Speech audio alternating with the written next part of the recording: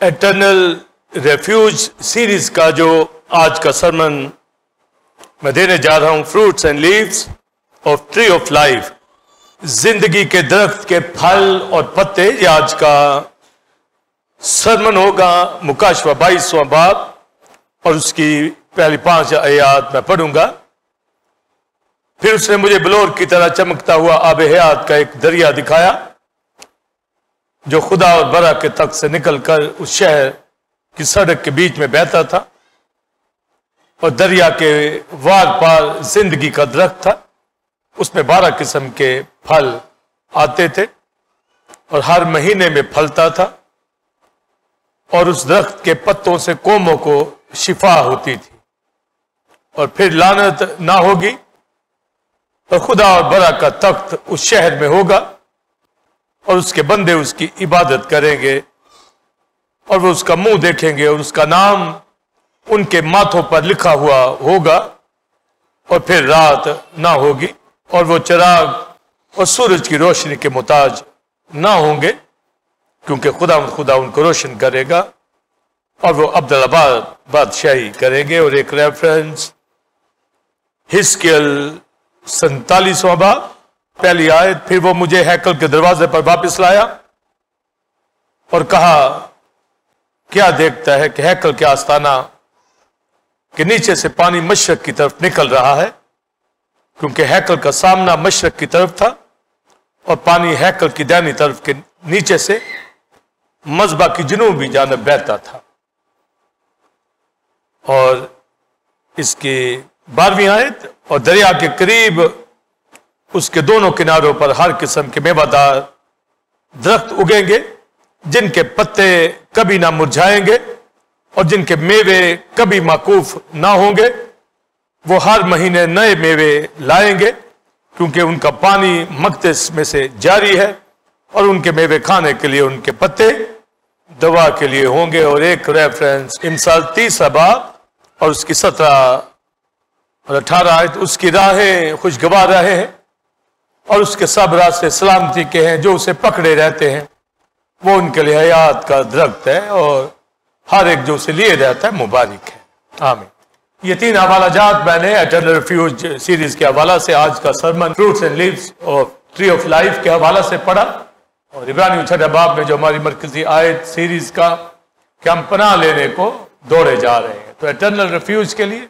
और थीम मैंने बताई, यहां पनाह के शहरों में जिस तरह बनी इसराइल उनको पनाह मिलती और फिर उसके बाद वो अपनी मिरास में लौट जाते, इसी तरह हम यहां कलीसिया के अंदर पड़ाव डाले हुए हैं। पनाह यहां ही है और दुनिया में कहीं पनाह नहीं है, और दौड़ते हुए हमें एटर्नल रिफ्यूज में दाखिल होना है। आमीन। और आज का वाज जो fruits and leaves of tree of life के हवाला से, ये बहुत मुश्किल सरमन है। बड़े ध्यान से आप इसके ऊपर तवज्जो देनी है, क्योंकि एटर्नल रिफ्यूज का हर सरमन इसको बड़े ध्यान से, रेवलेशन इसके अंदर जो पिनहा है आपको जानना है। और फ्रूट्स के हवाला से जो जिंदगी का दरख्त है, ये फल और उसके पत्ते, इसके ऊपर हमारा आज फोकस होगा कि अब्दियत के अंदर हमें इसको हासिल करना है। ये टारगेट है। और जैसा हमारी थीम है कि जब यहां पनाह लिए हुए हैं तो यहां भी हम जिंदगी के फल को हासिल कर सके, और एक मजबूत ईमानदार इन रेवलेशन को जान पाता है, समझ पाता है, और जो ग्रो कर रहा है, तरक्की कर रहा है, वो इन मकाशफात को पकड़ता चला जाए। गैप हमारी जिंदगी के अंदर इसकी गुंजाइश नहीं। और संडे सर्विस में, वर्शिप में, आज के रोज ये तालीम कलीसिया ही से हम पाते हैं। और जिस तरह एक बच्चा, एक स्टूडेंट स्कूल के अंदर फिर आगे कॉलेज के अंदर, यूनिवर्सिटी के अंदर जाता है। इसी तरह हम दर्जा बदर्जा पैगामात को मुश्किल बताते हैं ताकि एक ईमानदार तरक्की करे,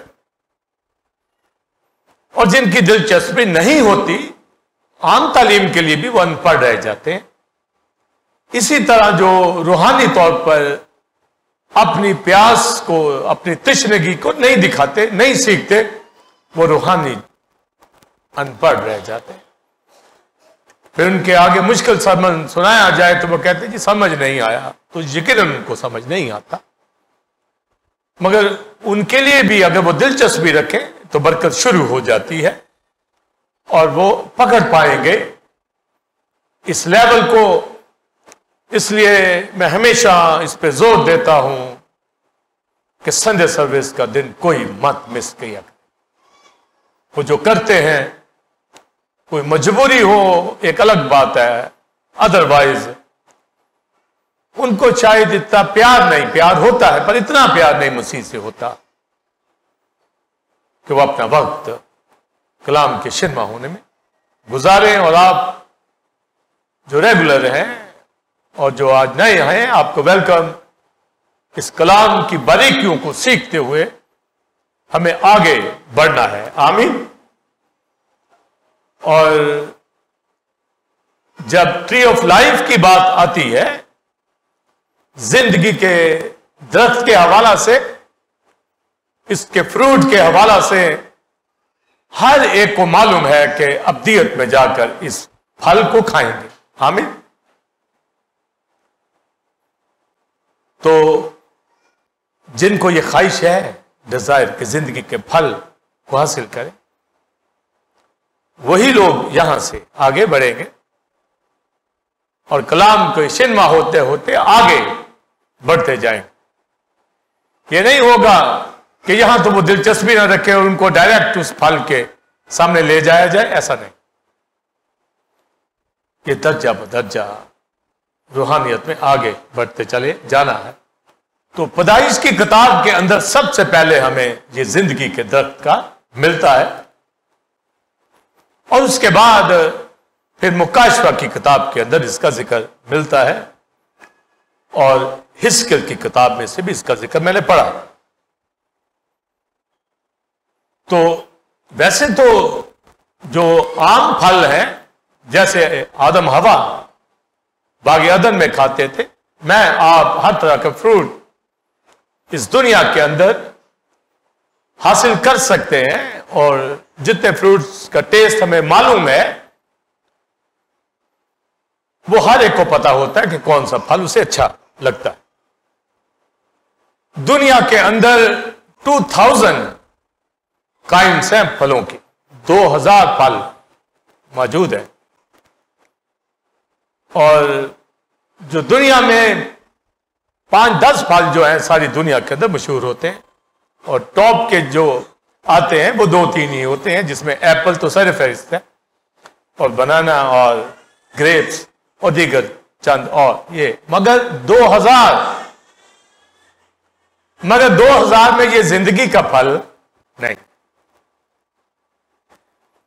इसकी आप लाखों करोड़ों फल भी आ जाए, इसके सामने कुछ नहीं। ये 2000 फल जो इस दुनिया में लोग खाते हैं, अमेरिका जैसी कंट्री भी 10%, यानी 100 में से 10 फल वो खा पाते हैं, इतने। तो पूरी दुनिया के अंदर आप देखें 2000 फ्रूट्स हैं। मगर मैं आप दुनिया के चंद जो अहम फल हैं वो सारे दुनिया के लोग खाते हैं, जैसे मैंने बताया चंद अहम जो फल है। मगर दुनिया के लोग जिंदगी का फल नहीं खाते, ना ही उनको इसका पता है, ना ही उसकी अहमियत को जानते हैं। और बिलीवर जो जानते हैं वो शादमान हो जाए कि यहां पर इन तमाम फलों के अलावा जो एक अहम फल है उसको मैं आप जानते हैं, और वो क्या है? बोलिए, जिंदगी के दरख्त का फल। तो ये तालीम मैंने बताया कि ये दरख्त कहां, सबसे पहले पैदाइश की किताब में इसका जिक्र हमें मिलता है। जब आप दूसरा बाब तीसरा बाब पढ़े, पहले बाब के अंदर सारी क्रिएशन के हवाले से, तो इब्लीस ने आकर हवा से यह कहा कि मुझे मालूम है, अब जरा गौर से सुनिए, कि तुम्हें मना है कि बाग का कोई फल नहीं खा सकते। ये जुमला कहा कि ये जो अदन के जितने फ्रूट्स हैं, अब मे बी 2000 ही हो, इससे बढ़कर हो, कम हो, क्योंकि वो बाग अदन में खुदा ने सजाए थे। तो कितने, यहां तो आप देखिए कि चंद फल जमीन के मिलते हैं, वहां हर किस्म का फल। तो इब्लीस ने ट्रैप ये नहीं कहा कि तुम्हें ये मना किया गया है, कहा तुम्हें सारे फल खाने के लिए मना किए हैं। तो वो झट से बोली नहीं नहीं, हम सब खा सकते हैं फल, सबकी इजाजत है, पर एक की नहीं है। तो वो उल्ट तरीके से उससे क्वेश्चन किया ताकि जल्दी वो ट्रैप हो जाए। नहीं नहीं नहीं नहीं नहीं, सब खा सकते हैं हम।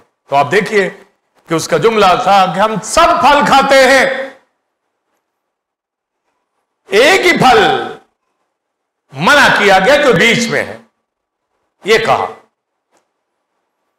तो ये नहीं कहा कि हमें नेको बद की पहचान करनी, जो बीच में दरख्त है उसका हमें मना कर दिया गया है, वो नहीं खाना।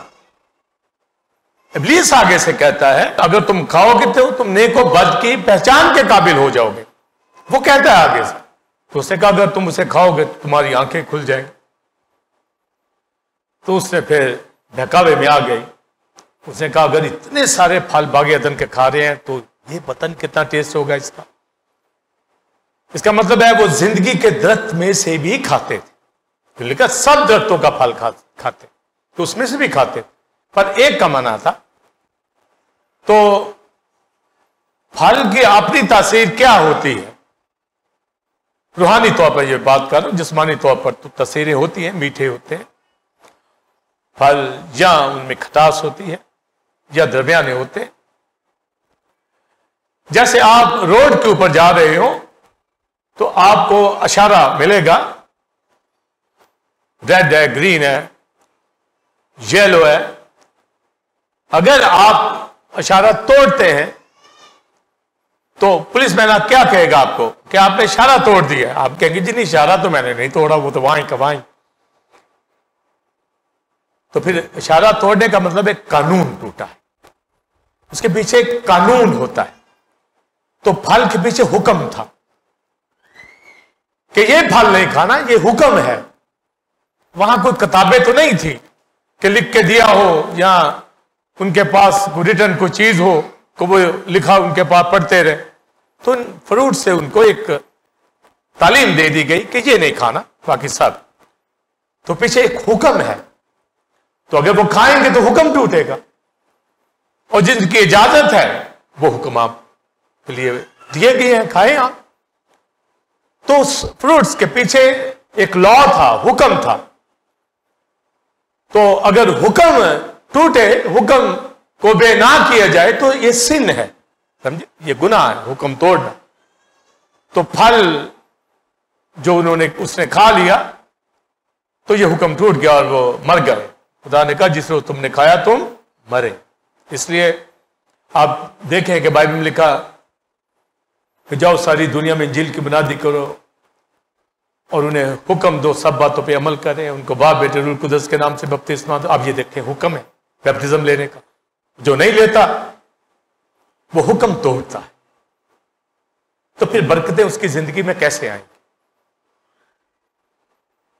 जब वो सुन लेता है कि जब मेरे क्राइस्ट ने हुक्म दिया है कि वाटर बैप्टिज्म लेना है, तो फौरन तालीम को हमसे ले, हमसे पूछे, क्वेश्चन करे, चर्च के बाद हमसे पूछे, फोन पे पूछे, घर बुलाए, तालीम हासिल करे। जो एवेंजलिस्ट खादम पहुंचता है या आपके घर में जो ऑलरेडी जानता है तालीम, से पूछिए। तो हुक्म ना मानना गुनाह होता है। इसी तरह बाइबल के अंदर और दीगर जो अहकाम न्यू टेस्टामेंट के, ओल्ड टेस्टामेंट की शरीयत तो मसीह यीशु ने पूरी कर दी है, पर अब जो बैप्टिज्म का एक हुक्म है, या मोहब्बत करने के हवाला से या टाइथ के हवाला से ये हुक्म जो है ये जारी रखा गया। इब्रानियों 7वें बाब में इसकी आपको तालीम मिलती। तो भी न्यू टेस्टामेंट के हुक्मों में अगर एक लेंगे तो वो मोहब्बत ही है, और बाइबल में क्राइस्ट ने कहा वही जो पुराना हुक्म है, तो वो ओल्ड टेस्टामेंट में भी यही था, मोहब्बत, अपने पूरे दिल और जान से खुदा की बंदगी कर, मोहब्बत कर। तो ये हुक्म के हवाला से मैंने सिर्फ आपको भी बताया है कि अगर ब्रेक हो जाता है तो गुनाह हो जाता है, इसे हुक्म नहीं तोड़ना चाहिए, कलाम पे अमल करें। और जब गुनाह कर लिया उन्होंने तो खुदा ने फौरन हुक्म दिया क्रोबियों को कि वो जिंदगी के दरख्त के ऊपर पैरा बिठा दे, और शोलजन तलवार उस दरख्त के चौगिर्द घूमती थी। आदम हवा को यह मालूम था कि यह जिंदगी का दरख्त है। अब उनको पता है कि वो मर गए हैं रूहानी तौर पर, तो खुदा ने कहा कहीं ऐसा ना हो कि अब ये जिंदगी के दरख्त की तरफ आए और हमेशा जिंदा रहे। खुदा उनको तो पहले जिंदा हमेशा ही रखना चाहता था, तो ही इजाजत थी ना जिंदगी के दरख्त में से, पर गुनाह की हालत में हमेशा तक जिंदा नहीं रखना चाहता। की हालत में रहते हुए जिंदगी का फल खा लेते तो गुनहगार भी होते और जिंदा भी रहते, तो ये वो होने नहीं देता। इसलिए फिर क्राइस्ट खुदा का बेटा आया, उसने गुनाह उठाया, हमें रास बास किया, पाक किया, अब उस जिंदगी के दरख्त में जा सकते। आमीन। तो ये जो हमें बाइबल में तालीम मिलती है कि जिंदगी का दरख्त बागे अदन के अंदर था, आदम हवा को बाहर निकाल दिया, और बहुत से लोग सोचते हैं फिर वो बागे अदन कहां गया। समझे, पहली बात कि वो खत्म हो गया, और समझना चाहते हैं तो नूह के तूफान में मुकम्मल दुनिया खत्म हो गई, और वो दरख्त अदन से अब न्यू यरूशलेम के अंदर चला गया। वहां पर आगे अदन ही के अंदर उसे रहना था, पर अब वो न्यू यरूशलेम में मिलेगा, अब वहां जाना पड़ेगा, और वहां जाने के लिए एटर्नल रेफ्यूज में होंगे तो वहां पहुंचेंगे। और आप कहेंगे कि जिंदगी का फल, इसकी अहमियत क्यों है जब है ही लिखा जिंदगी का फल। वैसे तो जिंदगी, लाइफ हमारा क्राइस्ट है, उससे जिंदगी मिलती, मगर फल से मैंने जैसे बताया कि एक लॉ मंसूब होता है। इसका मतलब है अगर जिंदगी के फल में से खाते हैं तो ये कोई हुक्म है कि मेरी जिंदगी तुम्हारे अंदर रहेगी, तो एक टारगेट दिया जाता है ताकि हर एक टारगेट के मुताबिक आगे बढ़े, उबे करे, हुक्म माने। अब कोई कहे जी नहीं मैंने फल नहीं खाना, वैसे ही मैं जिंदा हूं, मैं ईमान रखता हूं, तो ठीक है, मगर ये उसी का हुक्म है कि वो खाएगा। इसलिए हमें हमारे अंदर ये चाहत हो, उल्फत हो, ख्वाहिश हो कि हमें इसका फल हासिल करना है। आमीन बोलिए। इसके फल को फ्री है, मुफ्त है, मगर पाकीज़गी के अंदर ये मिलेगा। गुनहगार के लिए नहीं है, उसको शोलजन तलवार का सामना करना पड़ेगा, वो यहां तक नहीं पहुंच सकता। वो चर्च में नहीं पहुंच सकते तो उस दरख्त के पास पहुंचना है उन्होंने, आप सोचिए। तो अब ये शिफ्ट होके कहां चला गया बोलिए, नए यरूशलेम के अंदर अब्दियत में। जिक्र कहां मिलेगा इसका कि हमें कि वो न्यू यरूशलेम के अंदर है। हिजकिय्याह की किताब में से पढ़ा गया कि एक दरिया जो हैकल के आस्थाना से निकलता है, एक पानी जो दरिया फिर आगे बन गया, वार पार दरिया के दोनों किनारे पर वो जिंदगी के दरख्त थे। और फिर हमें मुकाशवा 22वां बाब जो मैंने पढ़ा कि वहां खुदा के मकदस में से बरा के तख्त के नीचे से पानी जो है बहता है, और वहां पर दोनों किनारों पर ये दरख्त है। ये दोनों हवाले मिलते हैं तो जब हम हिस्कियल की किताब का हवाला पढ़ते हैं, गौर से सुनिएगा, तो इसमें 1000 साल बादशाही का नक्शा सारा मिलता है। जब हम मुकाशवा की किताब में पढ़ते हैं तो वो नए यरूशलेम का, अब्दियत का हमें मिलता है। तो फिर क्या दोनों जगह पे ये दरख्त होगा? नहीं, एक ही जगह पर। उसका सबूत यह है कि मुकाशवा की किताब 2 बाब इफसस की कलीसिया को यह लिखा गया कि जो गालिब आए मैं उसे खुदा के फिरदौस में से खाने को दूंगा जिंदगी का फल। तो वो फिरदौस जो है नए यरूशलेम के अंदर है। आमीन। फिरदौस 1000 साल बादशाही पे नहीं है। 1000 साल बादशाही के अंदर कलीसिया तो होगी जब यीशु आएगा और हम 1000 साल तक ज़ियाफत करेंगे, बेशुमार बरकतें वहां पर हम हासिल करेंगे, 1000 साल तक ज़ियाफत मसीह के साथ करेंगे। मगर खुदा के फिरदौस के अंदर यह दरख्त है, जिंदगी का दरख्त। आमीन। वहां पहुंचना है, वहां जाना है, और रास्ता कलीसिया है, मसीह का खून है, और तालीम हासिल करके आगे बढ़ना है। बगैर तालीम के ये समझ नहीं आएगा जिंदगी का दरख्त। कितना मेरे ऊपर जिम्मेदारी है कि मैं आपको आगे की बातें बताऊं और बताता हूं। कहीं गफलत नहीं करता, कहीं गाफिल नहीं होता, कहीं सुस्ती नहीं करता, होली स्पिरिट से पूछता रहता हूं और आप तक वो तालीम लेके आता हूं ताकि हम उन बातों को जाने जो उसने मेरे आपके लिए मुकर्रर की है। Praise the Lord. तो जिंदगी का दरख्त फिर कहां हुआ? बोलिए, नए यरूशलेम में, खुदा के फिरदौस के अंदर, वहां खाने को यह फल मिलेगा। आमीन। मगर 1000 साल बादशाही के हवाला से हिस्कियल 47वें बाब के अंदर मैंने पढ़ा। अब दोनों ही चीजों का मैं बयान करूंगा, 1000 साल बादशाही का भी और नए यरूशलेम का भी।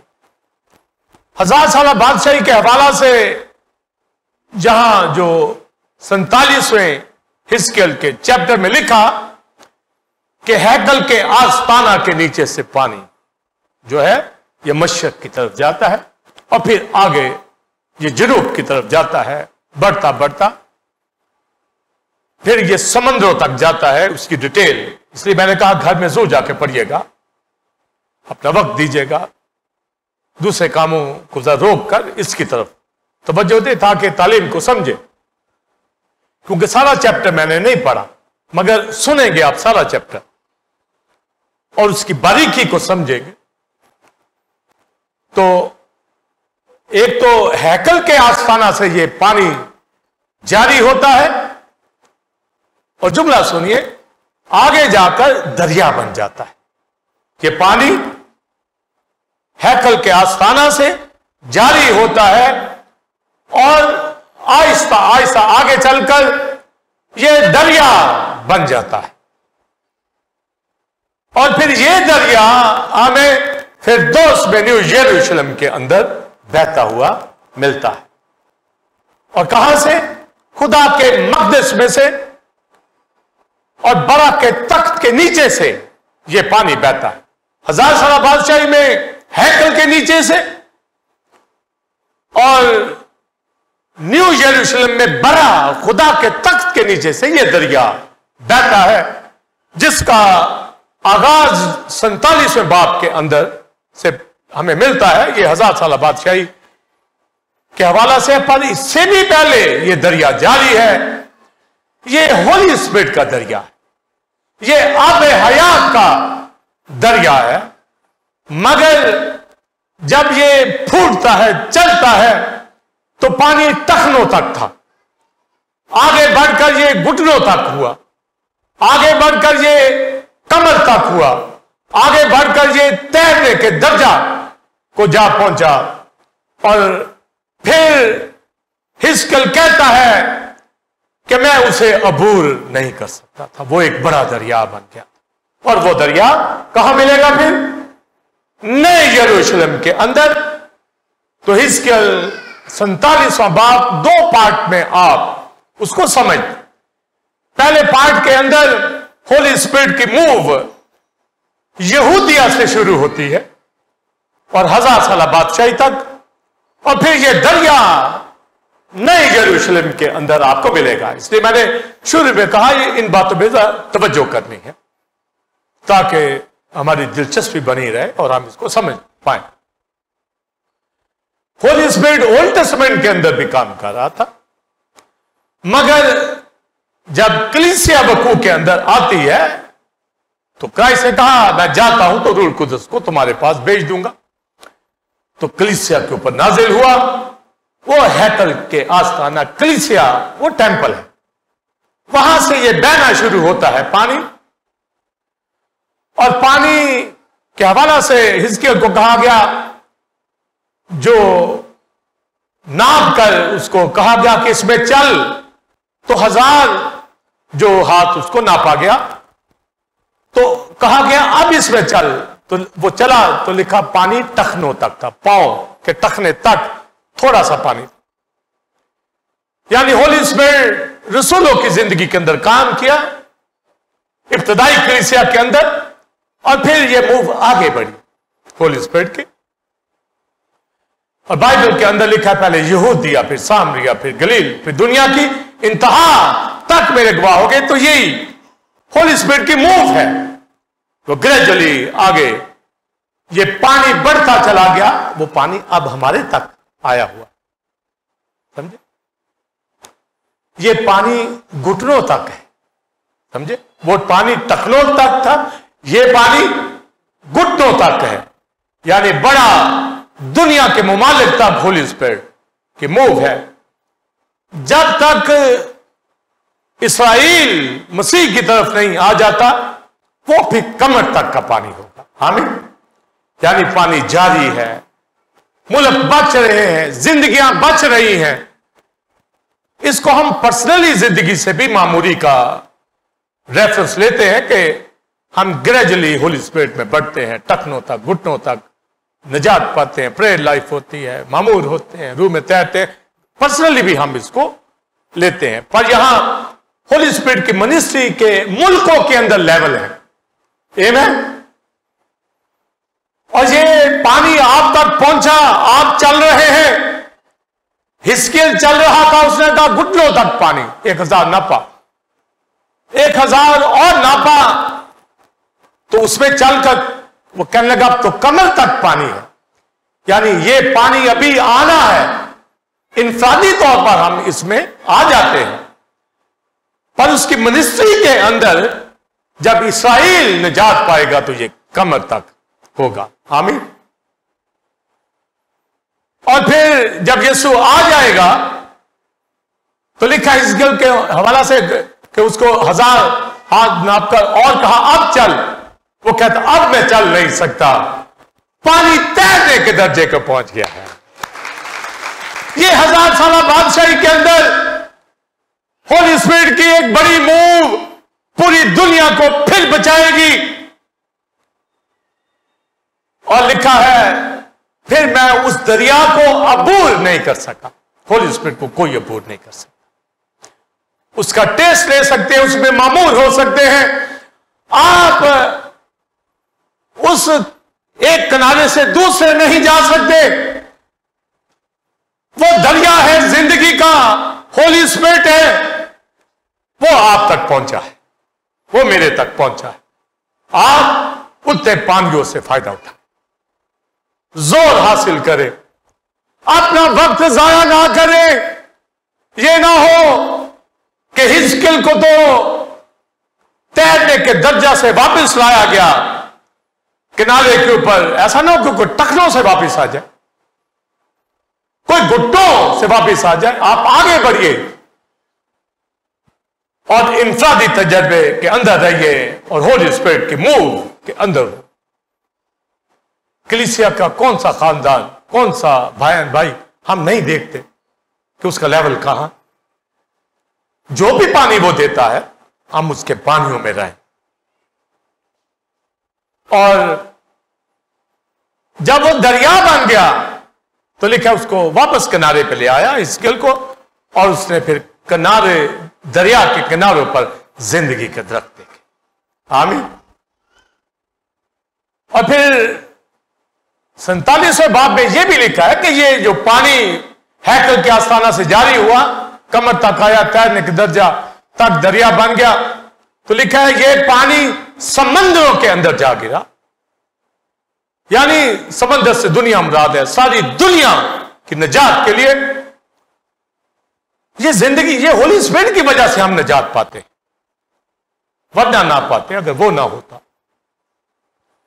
वो मसीह की बाबत सिखाता है, उसके कफारे ब्लड की बाबत समझाता है, कलाम की चीजों को समझाता है।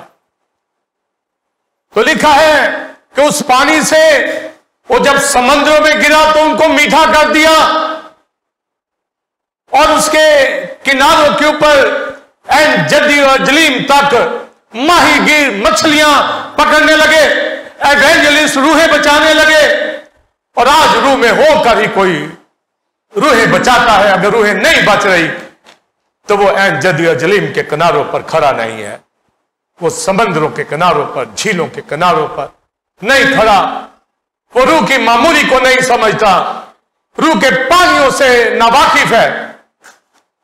मगर हिजकिय्याह को यह बताया गया कि ये पानियों को मीठा कर देता है, और मछलियों की कसरत, बड़ी बड़ी मछलियां जो है वो माहीगीर पकड़ते हैं।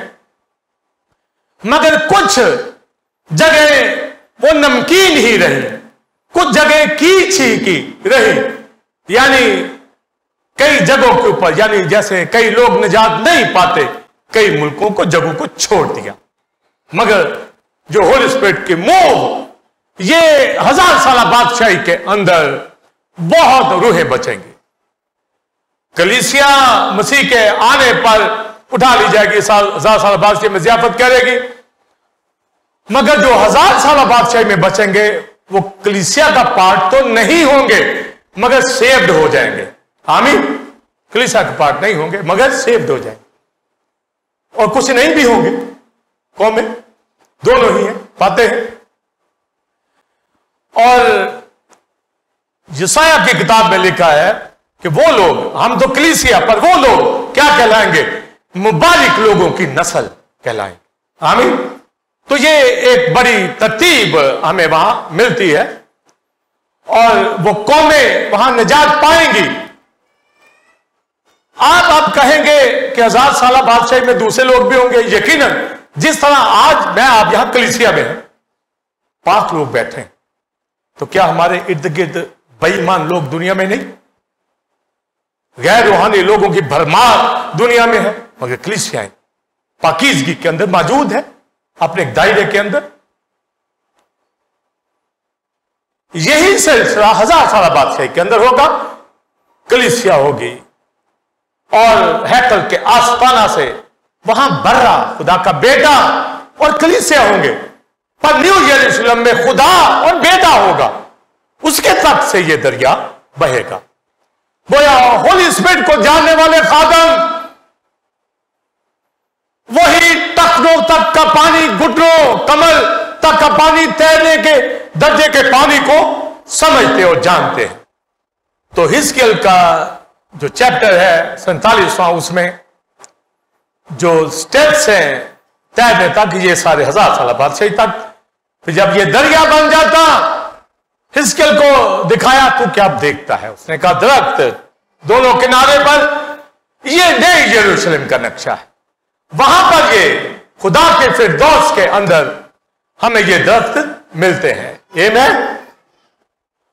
और लिखा है हर माह ये फल लाते हैं। हिजकिय्याह की किताब में भी यही बात लिखी है, और मुकाशवा 22वें बाब के अंदर भी ये 12 फल इसके अंदर आते हैं। हर माह नए फल आते हैं। दुनिया में तो 2000 फल है, वहां जिंदगी का फल, एक दरख्त नहीं, जिंदगी के दरख्त, दरिया के किनारे दोनों तरफ जिंदगी के दरख्त। Praise the Lord. इतनी बड़ी कलीसिया तो एक दरख्त के पास खड़ी होगी। ये हजारों की तादाद के अंदर ये दरख्त जिंदगी के होंगे और हर माह नया फल लगेगा, फलते रहेंगे और उसके पत्ते कभी नहीं मुरझाएंगे। तो ये जो फ्रूट्स और लीव्स की बात मैं जो करने जा रहा हूं, पहले मैंने आपको ये सारी बता दी कौमों के हवाला से कि कैसे नजात पा रही हैं और 1000 साल बादशाही में भी पाएंगी। और ये भी ज़हन में रख ले कि 1000 साल बादशाही के जो सेव लोग होंगे वही नए आसमान नई जमीन में जाएंगे। कलीसिया ने तो जाना ही है, वो भी जाएंगे। हम दरवाजों से दाखिल होंगे नए यरूशलेम में, वो नहीं होंगे, हालांकि सेव्ड होंगे, वो 1000 साल बादशाही में बचेंगे।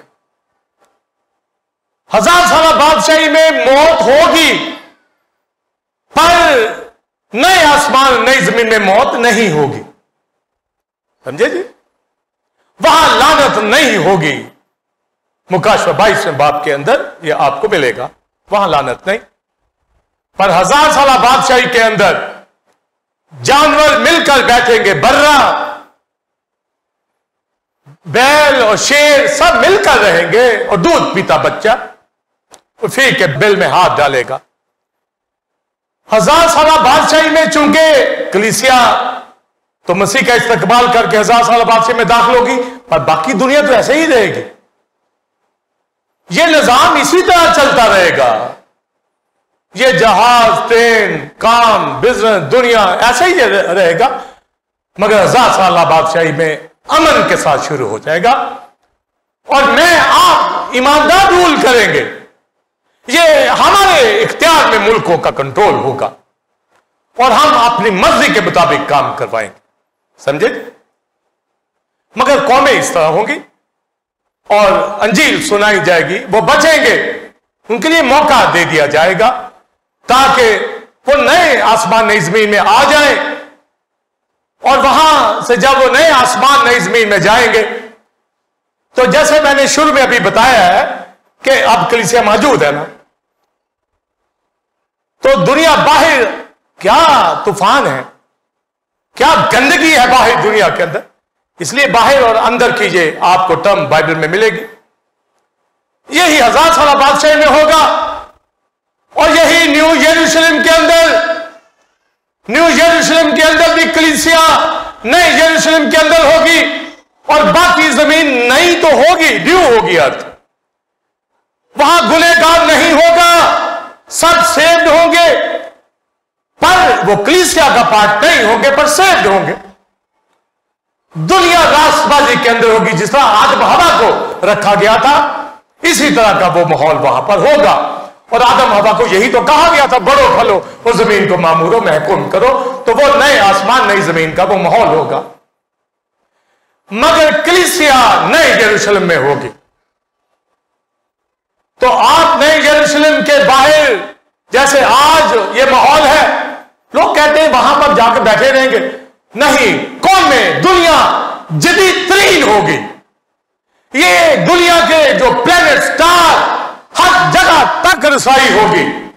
साइंस के अलूम वो हर दर्जे को छुएंगे, इतना नॉलेज होगा, कहां तक बात जाएगी। ये ऐसे नहीं कि वहां जाके बैठे रहना। लिखा है कौमें अपनी तजारत का माल नए यरूशलेम में लेके आएंगी। हम काहिन होंगे और बादशाह के बेटे होंगे वहां पर।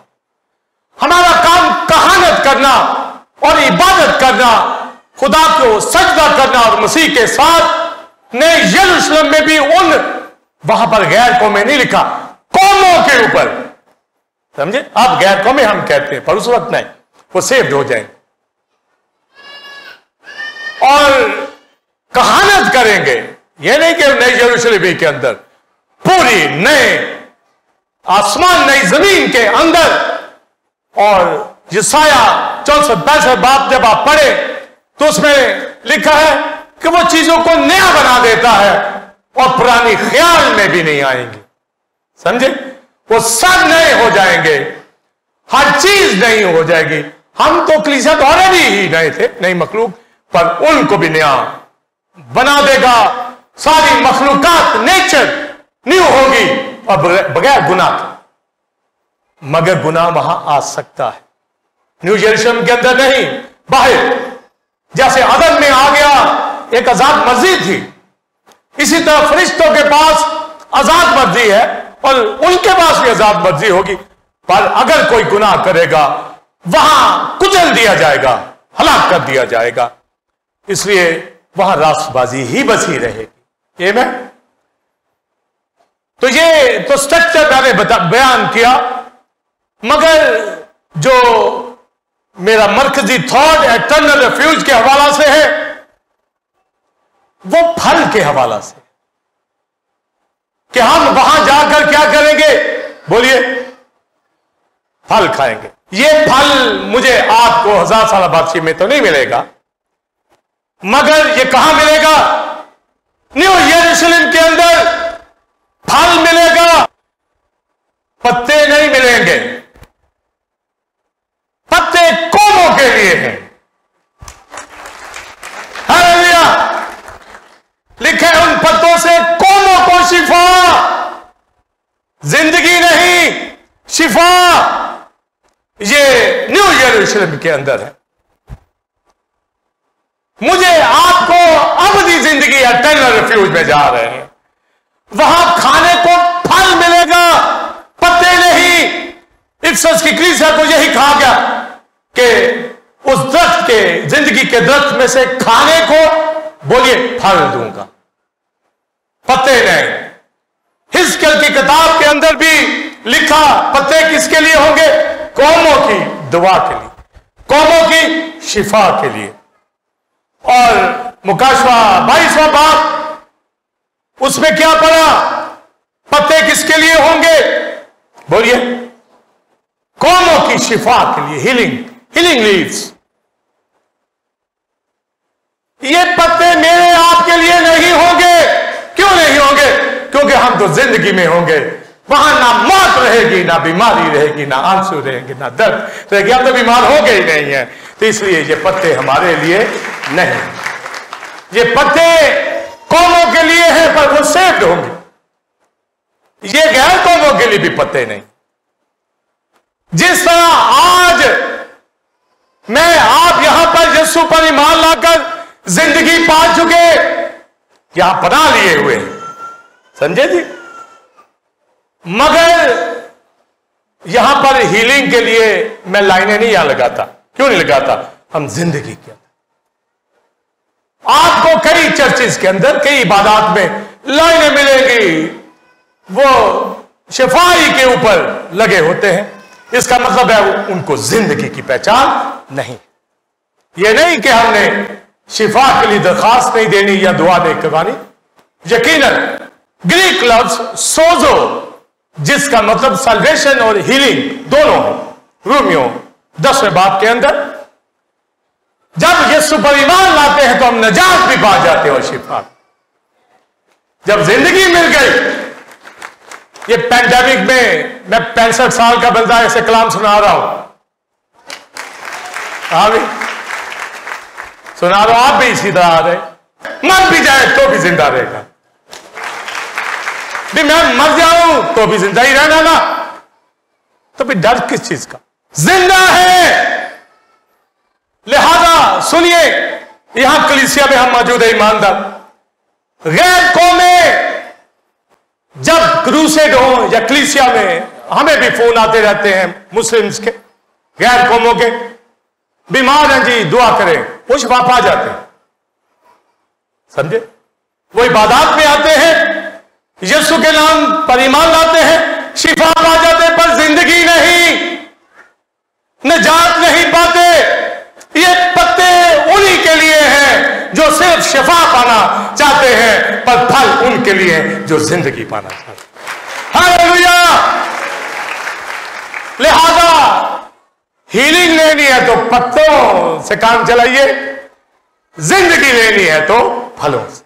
आप और मैं यहां पर नजात में भी है, शिफा में। यीशु पर ईमान लाने से। पर जो सिर्फ शफा के लिए आते हैं वो पत्ते, वो गुनहगारों के लिए भी पत्ते नहीं है, वो आप जिंदगी के दरख्त के पत्ते। जो मसीह पर ईमान लाएंगे शफा उनको मिल जाती है।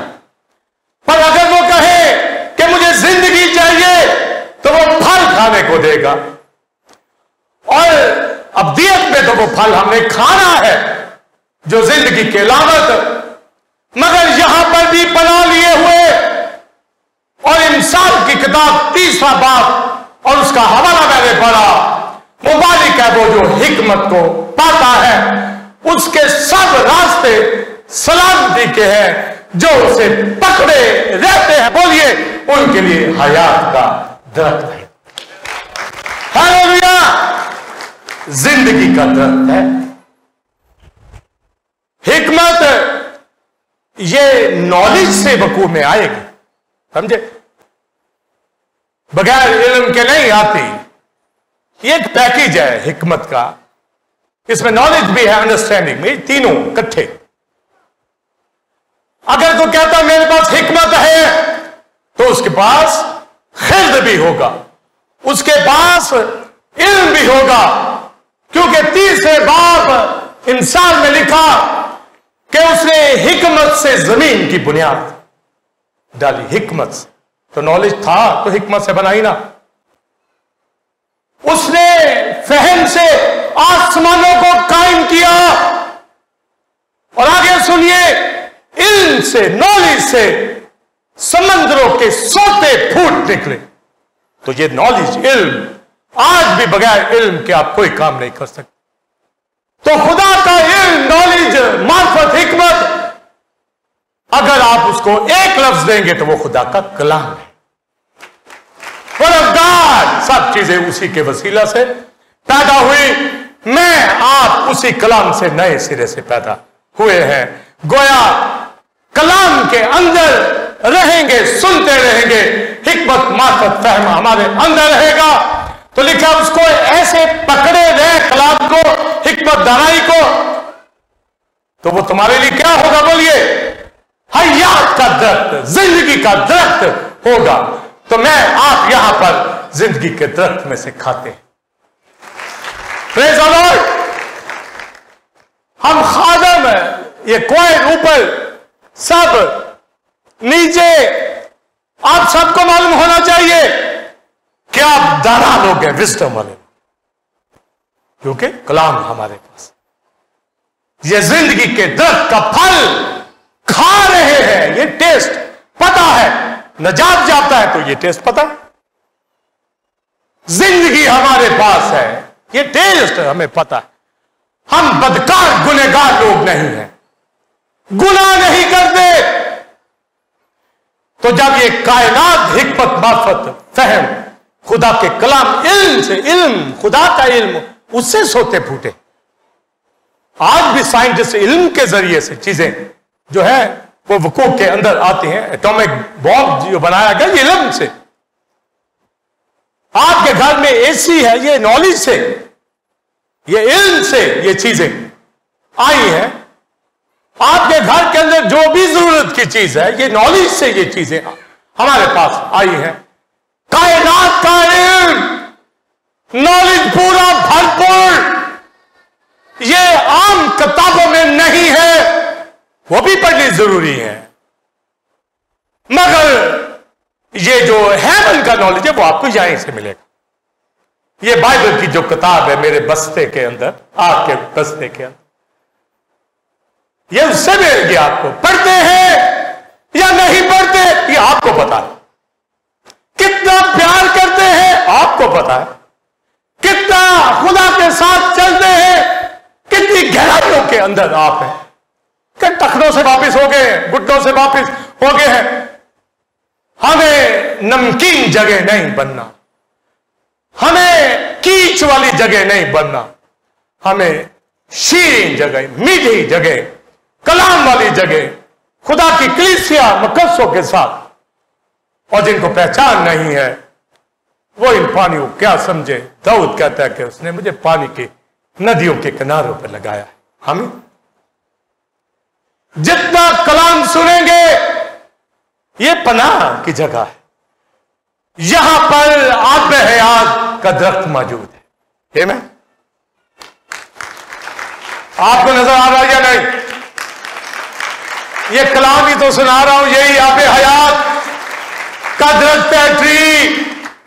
इसमें फल भी है, पत्ते भी हैं, मगर आपको पत्ते खाने को नहीं देता, आपको फल खाने को मिलता है। पत्ते सिर्फ उसको मिलेंगे जो यहां पर सिर्फ शिफा के लिए आएगा, उसको दे देंगे पत्ता, क्योंकि वो मसीह पर ईमान लाकर ही उसको भी शिफा मिलनी है, ले ले पत्ते को। पर उसको हम कहते हैं फल, आब हयात का फल, जिंदगी। वो कहे मैं नए सिरे से पैदा, जिनके पास हिकमत, खुदा का कलाम लिखा है, वो उसको ऐसे पकड़े रहे, बोलिए जैसे हयात का दरख्त। कितना खुश होते इस लफ्ज से कि आपके पास, आपने पकड़ा हुआ है हयात का। बताइए मुझे, आपके पास है, प्रेज़ द लॉर्ड। फल खा रहे हैं, पत्ते नहीं। पत्ते लाइनों में जो लगा रहे हैं वो पत्ते खिलाते, समझे?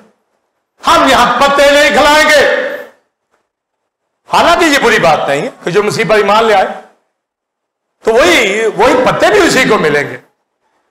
और हिजकिय्याह 47 बाब में लिखा है कि ये पत्ते कौमों की शिफा के लिए, 1000 साल बादशाह में भी कलाम से ही वो निजात पाएंगे। पर जब वहां 1000 वर्ष पूरे हो जाएंगे, सुनिए, 1000 साल बादशाही में मौत होगी, मकसों पे नहीं, कलीसिया पे नहीं। ये तो जब रैप्चर हो गए तो चलता चला जाएगा अब्दियत तक, ये खत्म नहीं होने वाले साल। पर जो 1000 साल बादशाही में लिखा, 65 बाब यशायाह जब आप पढ़े तो लिखा कि जो लड़का 100 साल का हो जाता है और मरे, 100 साल का होके मरे उस पीरियड में, इसका मतलब है वो निजात याफ्ता। मर भी जाए पर 100 साल का हो। अगर 100 साल से कम का हुआ और मर गया तो वो गुनहगार होगा, उसको 100 साल नहीं मिलेगा। ये लड़के की बात है, हमारे यहां लड़कों की बात होती है टीन एज, वहां 100 साल का लड़का हो और बूढ़ा अपनी उम्र पूरी करेगा, वो 1000 भी हो सकती है, मत्तोसले की तरह 900 साल से ऊपर भी हो सकती है, नूह की तरह 400 साल से भी ऊपर हो सकती है, 300 साल भी हो सकती है, मगर 100 साल जो लिमिट है वो साइन है ईमानदार का, पर मौत होगी, समझे? मगर गुनहगारों की क़यामत के अंदर वो भी अदालत के रोज जी उठेंगे, मगर नए यरूशलेम के अंदर कलीसिया दरवाजों से, फाटकों से दाखिल होगी। हालेलुया! समझ आ रही सुनील? आप बड़ी बारीकी, इसी तरह रिस्पॉन्स भी अपनी जिंदगी के अंदर हर रोज दिखाना है कि किस तरीके से हम खुदा के साथ चलते हैं, वफादार हैं। जो मैं सुना रहा हूं इसलिए कि आप समझ सकते।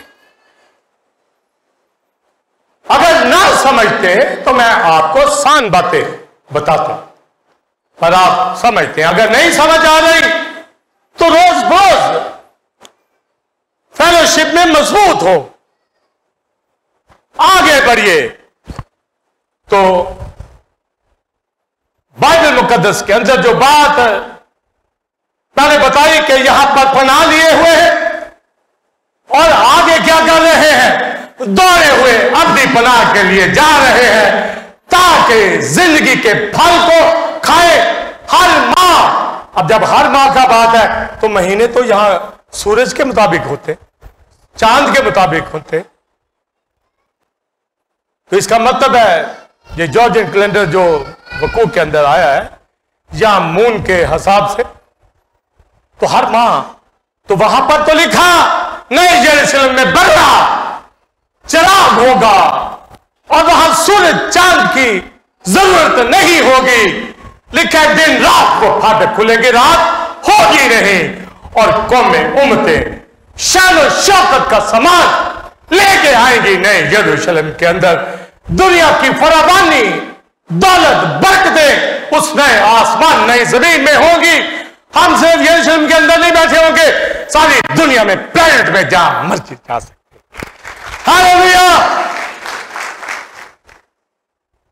तो उन डोर से ये दाखिल हो जाएंगे और वहां पर, जैसा मैंने अभी बताया कि यहां भी फल खाने पर जब वहां पर जाएंगे तो वहां जिंदगी के दरख्त में से फल खाने को देगा हर माह।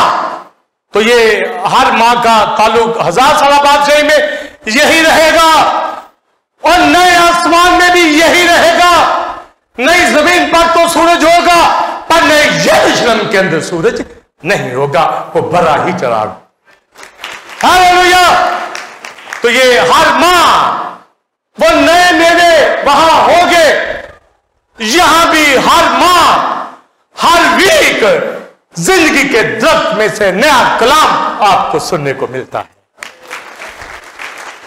अगर तो जिंदगी का दरख्त यहां है तो फल नया मिलेगा एल्डर साहब, और अगर यहां पर हयात का दरख्त नहीं, हिकमत फहम नहीं, तो फिर फल भी नया नहीं।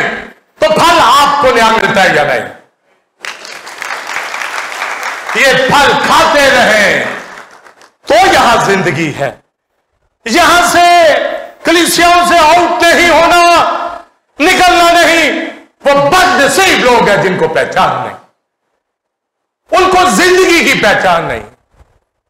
अगर ये जिंदगी हयात का दरख्त वो पकड़ ले, लिखा उसके सब रास्ते सलामती के, दौलत, इज्जत उसके हाथ। जो उसे पकड़े रहते, बोलिए उनके लिए हयात का, जिंदगी का दरख्त। आप कहें कि हम अपनी कलीसिया में हयात के दरख्त से खाते हैं।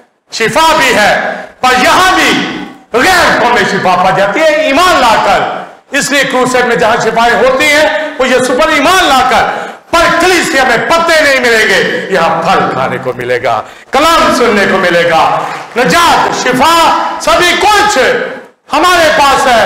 और जब 1000 साल बादशाही में होंगे, ज़ियाफत में शरीक होंगे, और जब न्यू यरूशलेम में दाखिल हो जाएंगे तो वहां पर जिंदगी होगी, मौत नहीं होगी, लानत वहां नहीं होगी। याद रखिए, वहां पर शिफा पत्तों से अगर मिलेगी तो वो जो नई जमीन के अंदर ईमानदार लोग होंगे वो पत्ते खाएंगे, पर हम फल खाएंगे जिंदगी का, क्योंकि यहां जब जिंदगी रखते हैं तो वहां अपनी जिंदगी में, इसलिए यहां बना लिए हुए हैं। और आगे बोलिए, इटर्नल रिफ्यूज के लिए, जिंदगी के फल को खाने के लिए हम भागे जा रहे हैं।